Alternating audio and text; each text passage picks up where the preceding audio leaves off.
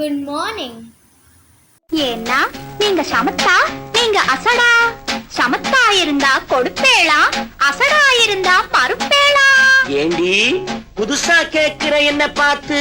அடுத்தாத்து அம்பூரத்தை பார்த்தேளா, அவ ஆத்துக்கார கொஞ்சரதை கேட்டேளா.